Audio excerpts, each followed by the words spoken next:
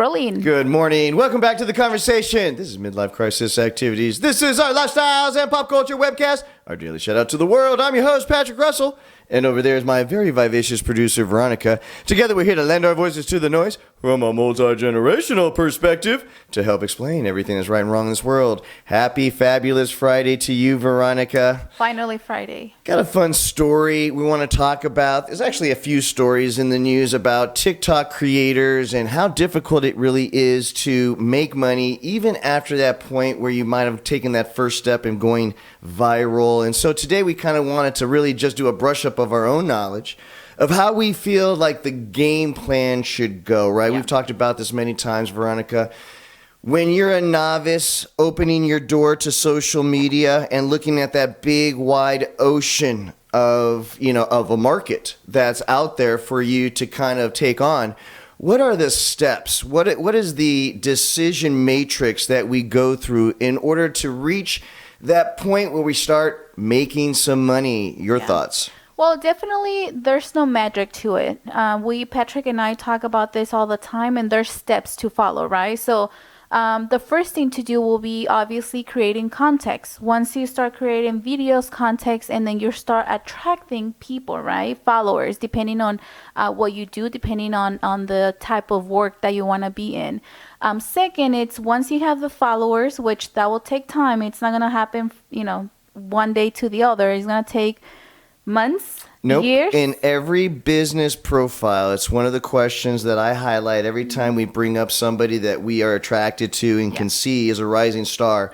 First question you ask ourselves is, how long has that person been doing it? At least 2 to 3 years. At least 2 to 3 years. Almost always. At least 2 to 3 years before you start seeing some traction, if you will. Please go on. Yeah.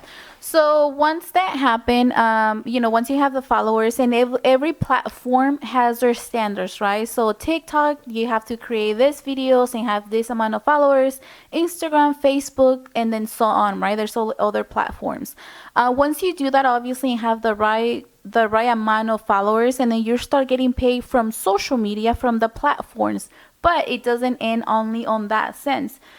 What happens after is that you start getting emails, text messages, whatever that is, from people that want to either collaborate with you or work with you, or companies, right? So that's kind of like the way to go, per se. But once again, I want to clarify what Patrick just said. It's not going to happen overnight. It's going to take at least between 2 to 3 years, unless you probably get married to someone rich and powerful in social media. And then I've seen accounts where they're like, they go up really quick. But Flossy life does attract a lot of followers. That's true. Now, one of the things that happens before, I think, the sponsorship is that if you have enough followers, then you can actually market your site itself, either selling space or time off of the site itself. We've seen that in the mid-market range, right? Mm-hmm. Okay, now once you get to the sponsorship, that's the nice end-all be-all, right? And that could be with any kind of company that you're involved with, whether it be a lot as cosmetics or, of course, clothing lines, or like we talked about before, if you're a traveler, if you have something that you can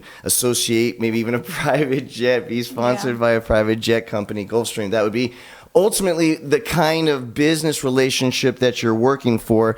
But what happens with the body of work that you're creating in the meantime? Does that not actually become a portfolio in your audition, if you will? What do you say about that? It definitely does. It obviously opens the door for you to show your social media to people that you want to maybe collaborate with, and then see if they're in the same type of work.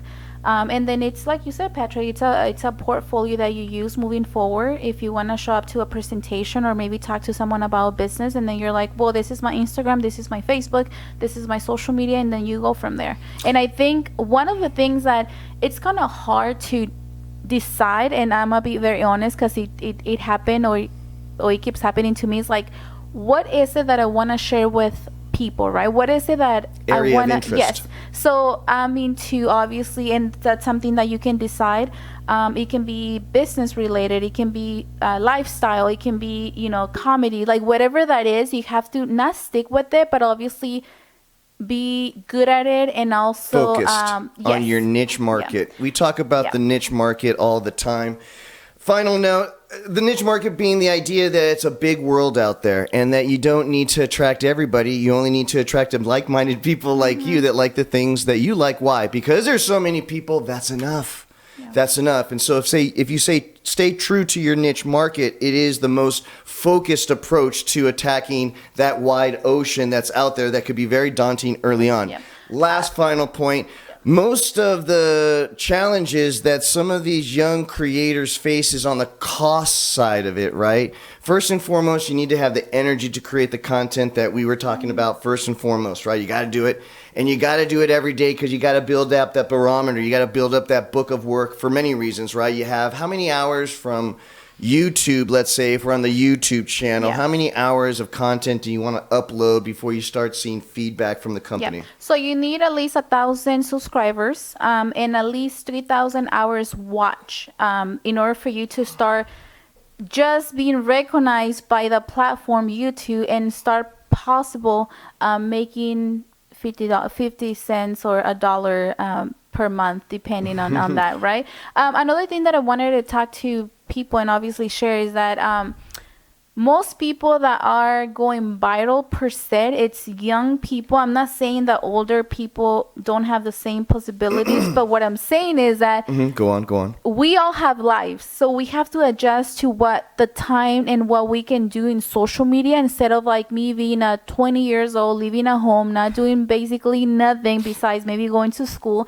and having more time to really take social media as a work. Now, people as a career, probably you or us, that we have a family, we have a career, we have a business to run. It is more complicated. I'm not saying impossible, but it takes more time, it takes more effort, and it takes behind the scene. I want to do a video with Patrick and I behind the scene because it is a lot of work, and you guys don't see obviously what happens behind scenes, because we haven't done a video like that, but you guys know what I'm saying. So it is a lot of work, Patrick, and I don't know how you feel about it. I mean, it's not as simple as like, oh, I'm gonna create videos. It's about making sure that you have the calendar in the right place and making sure that you follow it. And sometimes you're just tired, you just don't want to do anything because you already work 10 hours at work, you have your kids, you have cleaning to do. I mean, it's not impossible. I'm not being pessimist, but I'm just being realistic too if you want to jump into social media. I mean, that encapsulates the whole energy aspect of the equation, but it is also cost as well. It goes beyond just the camera and lights, although that does take a big chunk out of your savings. Oh, it is pricey. It is about what your interests are, because you have to keep the interest fresh, whether that means buying new clothes or buying you, in this one guy's case, he creates art with food. So going to the grocery store on a daily, sometimes weekly basis, it's the cost of production. You got to keep that real low early on in order to stay successful, at least above water financially, because as we had just mentioned, 2 to 3 years really needs to be grinded out with no recognition in most business profiles that we've read, a lot, by the way, before you can actually start expecting to have money coming your way that will start helping supplement your actual living expenses. Guys, there's no right answer, there's no wrong answer, but there's definitely your opinion. Please don't just subscribe to this channel, even though we will be doing this back and forth on a daily basis, but lend your voice to the show. It'll make it a whole lot more fun. Guys, it doesn't matter what comes your way today. It doesn't matter what obstacles or challenges you may face. You just need to remember one thing. Give them hell. Happy TGI.